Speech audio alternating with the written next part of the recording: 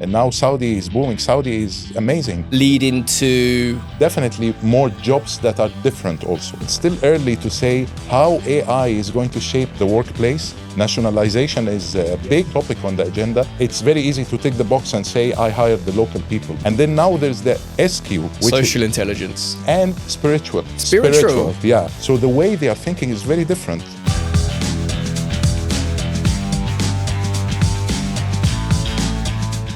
Today, I'm joined by Sherif ElOgeiry. Sherif and I have known each other for 10 plus years, but more importantly, he's someone who's been in the region for 20 plus years and someone whose ideas and ideologies around talent attraction, not only do I respect, but I think more people need to know about. I was thinking back actually to when we first met. I don't know if you can remember.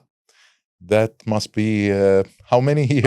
I put you on the spot. Don't even remember. I remember the meeting quite vividly. It was 2012, 2013, I think it was. That's a long time. You were at Imperial. Yeah, that's true. In Imperial, yeah. I think we just worked together, which I really enjoyed. But in preparation for this conversation, and I've been looking forward to this conversation because I've seen some of your own podcasts that you've done, and I like the topics, I like the content. I looked at your LinkedIn, and I can see now why your content is skewed towards that area, because I can see you've done some recent further education on sociology, I think it was. Sociology, yes. The thing that really got my attention was social anthropology. Did I pronounce that correctly? Yeah, that's true. That's true. Social anthropology. I had to Google what that meant, by the way. So, I mean, what is it? It's a good question. Thanks for asking it, Mark. Both sociology and anthropology are two social sciences that are meant to study human beings from different aspects. So they cover a range of different things, like from even the biological point of view, which is the case in anthropology, but also history, economy, politics. When it comes to sociology, how people interact with each other. I see a lot of similarities between both sociology and anthropology. Yeah. And they give you like a rounded explanation or study of what is a human being and why people do what they do. Yeah. And I found that I started with sociology first. And then while I was studying sociology, I knew about anthropology and I thought, okay, that's very close. And I think having both backgrounds together would give me a better insight about how to understand others. I think this is my segue, because if I'm right, if I condense it, social anthropology is looking at patterns in human behavior. Yeah, that's true. Okay, so this whole series is talking about talent and the patterns that we see within talent. Yeah. So my question to you would be, what patterns do you see in today's job market for the Middle East?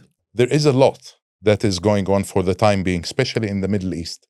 And if I compare, for example, if I look at the big picture globally, while the Middle East is growing and there's a lot that is happening in terms of expansion, in terms of economic progress of some countries, like the booming in Saudi Arabia, for example, and the plans that the UAE has as well, you will see that there is a growth in this region versus maybe the tight economies in Europe for the time being. So commercial growth. Leading to more jobs or more work for the people in those jobs? Leading to definitely more jobs, but jobs that are different also. And this is also related to the new skills that are being discussed and needed in the market. Yeah. Everyone is talking about AI. For the time being. It's the buzzword. It's the buzzword. And everyone is talking about the need to have people who are tech savvy, who can help with AI and technology related stuff. And sometimes when I hear conversations like this, I'm wondering, okay, we're talking about AI as key, and we want to have people who have the background in order to help us, but it's still a tool. Yeah. Do we think, how are we going to use this actually on the ground? I think it's still early to say how AI is going to shape the workplace, but it's definitely one of the patterns, because some companies started to use AI in, but when you say AI, a lot of people think, okay, that might be around online training or e-learning or something like that, but also in recruitment. Now companies are using AI in order to create job descriptions, post jobs, and even screen candidates. So this is a good point, by the way. Yeah, screening candidates. Yeah. So you would have been responsible for hiring hundreds, maybe even thousands of people over the last 20, 25 years. That's true. Yeah. AI versus human. Yeah. Which camp do you sit in today? Unlike a lot of people who might think that AI might replace humans in a number of jobs, I think it's not really going to be the case. At the end of the day, it is humans who are going to utilize the tool. I believe that a lot of jobs might not be existing, but a lot of jobs will be created as well. Yeah. So it's about how to expect this is going to be managed by human beings. You cannot really say, Mark, that people will disappear. I don't think so. This is where I'm positioning myself. This is the optimist in you? Well, because there are so many counter arguments around the replacement of humans with AI. Yes. And then also job creation through AI as well. Yeah, yeah. No one knows what it looks like. True. I mean, I don't believe anybody knows what it looks like. Yes. But if I was to tweak that slightly, going into the jobs market today. Yeah. Okay, so we're talking about commercial growth, which leans into headcount growth. Then if we look at the number of candidates looking for work. Yes. Would you say it's a buyer's market out there at the moment? I would say that there's an abundance when it comes to the supply. There's a lot of candidates who look for jobs in the Middle East. And we were talking about the patterns. So one of the patterns also is that now you have a lot of nationalities that were not existing in the Middle East in the past. Yeah. Because a lot of people across the world are now having an eye on the Middle East because of the commercial growth. And they are trying to seek opportunities, especially in locations that have a lifestyle that is appealing, such as in Dubai. And now Saudi is booming. Saudi is amazing. Now I travel to Saudi almost every couple of months. And I can say that this is not the same country that I traveled to like a couple of years ago. And every year it changes significantly. What's the biggest change that you've seen, if you don't mind me asking? Yeah. I think because such changes, Mark, require a mindset shift. I would say that the society changes are impacting a lot how the business is being carried out. Because now you can see more flexibility when it comes to having diverse teams, whether we're talking about gender diversity or any kind of diversity. I mean, people can get together, talk in public places. Businesses are carried out differently because people are more open. There's a lot of restrictions that are not there any longer. Yeah. And I don't see it affecting the culture of the Saudis, because we have a large number of Saudi employees. And when you talk to them, you can still enjoy the local side of it. It is there. Doesn't diminish the heritage. No, I don't think so. No. I think it's a very genuine place. They still keep their culture, but it's amazing. Yeah. The pace of progress and the pace of change is what really makes me feel that they're really serious about it. I mean, I remember recruiting for the UAE markets 10 years ago, and then also trying to recruit for the Saudi markets 10 years ago. Yeah. I mean, one was very easy. One was incredibly difficult. Exactly, yeah. What would you say is the split now between difficulty and ease? I think it's getting much better in Saudi now, especially that even the quality of talent and the quality of local talent as well.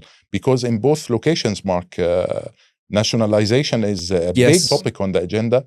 And if you look at the challenges of nationalization, either we're talking about Saudization or Emiratization, sometimes the quota puts you in a position or in a situation whereby you need to bring local talent, and maybe you will not put them in positions that are really suitable for them. And this is a challenge. I believe that the high quality talent is existing in the market, which was not really exactly the same case years ago. But then how to manage nationalization is key. It's just one of the topics that are very important. We're discussing internally in the company, because it's very easy to tick the box and say, I hired the local people. Yeah. But this is not the purpose of nationalization. No. You shouldn't be filling a quota just to fill the quota. Exactly. There has to be value and purpose that comes from that individual. Exactly. This actually raises a really big question, because if, let's say, for example, you take Saudi Arabia, has a very high proportion of its adult population under the age of 25 or 30 years old. Yes. Which leans into the discussion about Generation Z. Yes. Or Generation Z, whichever format you want to use it in. Yeah. What's your view on Gen Zs in the workplace when it comes to attraction, first of all? Even before attraction, you need to have something inside the company that you can sell to these guys in order to attract them. Younger generations, they have completely different way of thinking. And if I would, for example, in the past, when we used to assess candidates, we used IQ. And then eventually, EQ became more important, the emotional quotient. And then now there's the SQ, which social intelligence. Social and spiritual. So spiritual, yeah. And this is that specific to Saudi, or is that holistic across the globe? This is a holistic across the globe. I've never heard that before. That's a new terminology, and it tells you that it's very specific to younger generations. That's why I'm specifying this one, Mark, because it's about having a meaning or a purpose. Yeah. Younger generations are looking for working in companies that share the same values that they have. These guys are thinking very differently. They know a lot about the climate crisis, what's happening in the planet. Yeah. They have pessimistic view of the purpose. future. Yeah. Yes. Okay. They think that the future is not clear. Maybe we are a doomed generation, and they want to help. They want to contribute and participate in this. So the way they are thinking is very different. This is one thing, one area. Another area is most of the companies in the Gulf, for example, they have a certain set of benefits. When you design the package, you have, for example, schooling fees for kids, for employees. And this is something that used to be very attractive for middle managers, let's say, and senior managers. But if you look at younger generations, they have different needs, because they will not use this benefit, and then you will not have equal treatment in the company. But they might need some money in order to get a student loan or to travel around. And with this, the point of having flexible pay and flexible packages to different kind of employees is also something that companies need to take seriously. Is this an ideology that you have as an individual, or the companies that you've worked for are now bringing this into action? It's both, actually. Okay. I believe in this, but most importantly, we started to, because you interview those young generation employees, and you ask them questions, and you get to know what are their interests, what they are looking for. And it's very different. For instance, in Daikin, in my company, we promote for better stability than other companies. That's because we have employees who have been there for more than 20 years. The reason for this is... Sorry, Sherif, I have to say, I don't mean to interrupt you, but does that scare Gen Zs off? Because if you would look at a typical Gen Z, yes. I mean, this is the mindset shift that most companies need to have, is they will move from role to role to role, trying to pursue that purpose. True. They're very different. Yeah. Yes. Of course, it raises question marks. But as you mentioned, Mark, I think this is the first time in history that in the workplace we have so many generations at the same time. So it's such a balancing act with this multi-generational workforce. You have a generation where you sell and promote for the company, telling them, look, we will help you, you will grow. Even if you're not performing well, we will give you a chance to try to get you back on track, which is what Daikin is doing. But this is not good to promote the company any longer with younger generations. They want to hear something else, different messages.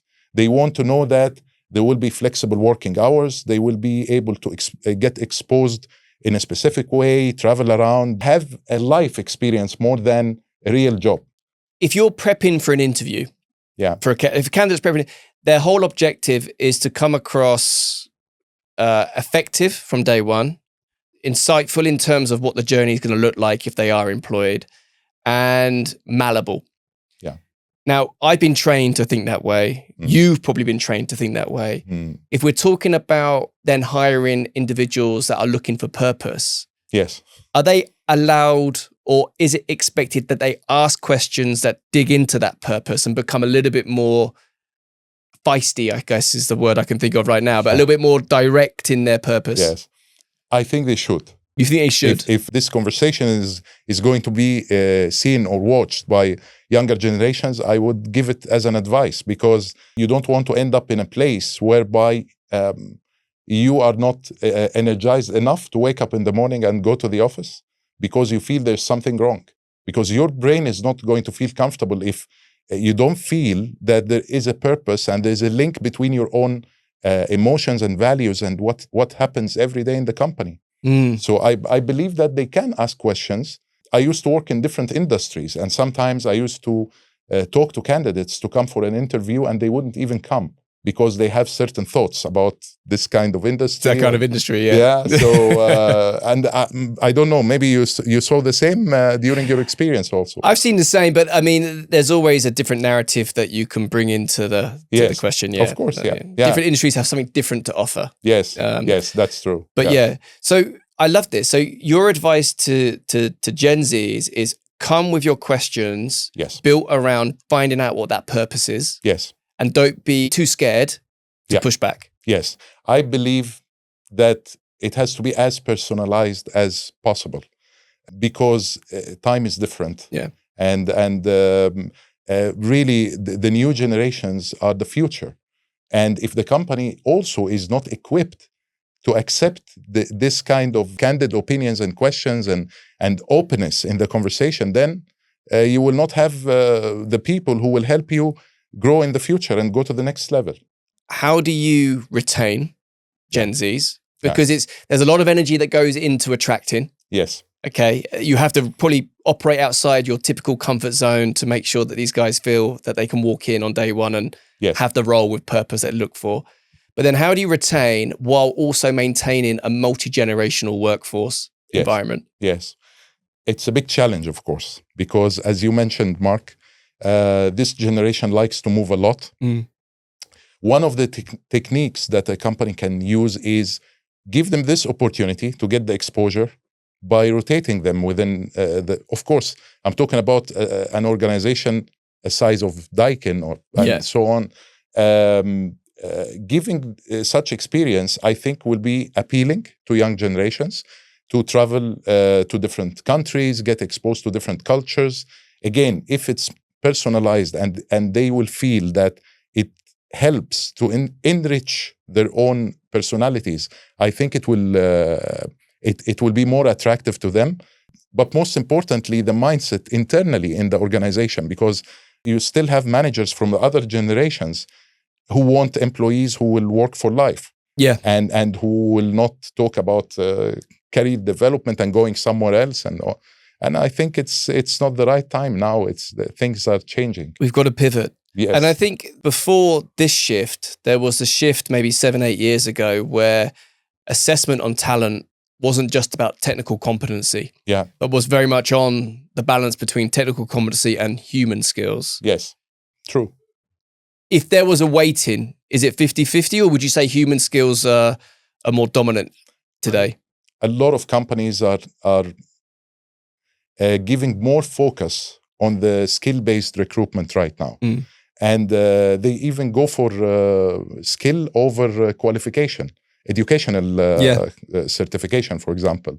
However, I still believe that there is a culture within the organization, and if you don't measure certain competencies that fit within this kind of culture, then you might end up also having maybe someone who's really good at what they do, but they really don't fit into this kind of culture. Yeah. So if you ask me competencies such as communication and being positive teamwork players, you're talking to me, I work for a Japanese company, this is key. One of our values is to have this harmonious, positive relationships with everyone. Because there's a lot of meetings, alignments, and otherwise it won't work. Yeah. So this is a competency that I have to measure, make sure that it is existing in the candidate. and so on. I mean, it's important. I think that there's also general competences such as resilience. Now with the changes that take place all the time. How do you test resilience? Sorry, I didn't mean to interrupt you, but how do you test it? It will never be 100% accurate, but of course there are many tools, either online assessments or assessment centers, and seeing the interaction with others, and also questions and getting real life examples from the candidates. The point is, with the many changes that are taking place, Mark, you want to make sure that you're hiring someone who is also ready to change the nature of their jobs if it is going to be a requirement. If things change, they are happy to gain different skills. This kind of behavior has become important now. A lot of people are asking me, okay, what do we do in order to be ready for any possible change? Get more skills. So this is actually why hiring nowadays is even more complex. It is. Definitely. I remember when my dad was looking for work, it was like, can you do the job? Yes, here you go. You start on Monday. But now you've got to jump through so many hoops. Yes. I mean, do you think that companies have not the appetite, but have the willing to make hiring decisions when they're not 100% certain? Companies that do this consciously, thinking, for example, that, okay, I might have the right candidate who is a perfect fit, but then this candidate is 70% there. If consciously I know that I'm going to give on-the-job training and I'm going to coach and develop this person to get the other 30% while they are in the job, then personally I don't mind. I would do this because it's not only about the job, as we mentioned, it's about being a cultural fit and having the right competencies and behavior. And if I find it is easy to train on the technical side, but it's not easy to find all these other things. So if I find the right candidate from the behavioral side, I would take the chance. Would you say then that out of everything, if there was one element that you looked at, it would be the behavioral side of a candidate as opposed to anything else? Definitely. Okay. Yeah, definitely. Behaviors that emulate the hiring manager and what they like to see, or that emulate the company? This is a very good question and a very smart one. Because if the managers are not doing the same thing, all of them, if the company doesn't speak one language, then you have a problem. And I think the key here, Mark, is to create a culture that tells you in specific what kind of behavior you should expect from both the manager and the employee in a way that managers should think in the same way. Especially we're talking about Dubai. I mean, we have around 45 nationalities in the office, and people come from different backgrounds, educational and so on. And if you leave the decision based on personal preference, then each manager will choose differently and decide differently. It's a very familial region. Yes. It's difficult to sometimes break those patterns within big companies. You don't have to comment on that. It's challenging. Yeah. I'm not going to hold you to that. Okay. I really enjoyed that conversation. Same here. Thank you. And I'm not the sort of person that throws out compliments very easily, but I'm a bit scared that you might be in a small group on your own in terms of how you think about talent. I mean, honestly, the way that you talk about Gen Zs, the way that they should be direct, they should follow through with asking questions around purpose. Yeah. I'm not sure every hiring manager has the appetite to be challenged like that. And if I was to give one piece of advice, not to Gen Zs themselves, but to the hiring community, it's change your game. Conversations need to be 50-50. It can't be just a Q&A. Yes, I agree 100%. Thank you, Sherif. Thanks for your comments. I really hope that people watch this. I also enjoyed it. Thank you very much, You should do a seminar on how to interview. Maybe. No, of course, we've been working together for a long time, Mark, and I really I enjoyed our conversation a lot. Me too. But I also think that people like you who take us out of our daily routines and bring together the HR population and the professionals in the market to share ideas and spend this time, you're adding a lot of value in the market also. And I really appreciate, because we need this. I hope that whatever we spoke about is going to add value to the people who are watching. That's why we've taken the time to do this conversation. It was 100%. Thank you very much, Sherif. Thank you very much, Really Mark. Enjoyed it. It was my pleasure. Thanks a lot. Thank you. Thank you. Thanks for joining us at Chat GRG today. For more insights and episodes, follow us on Instagram, TikTok, and YouTube. See you next time.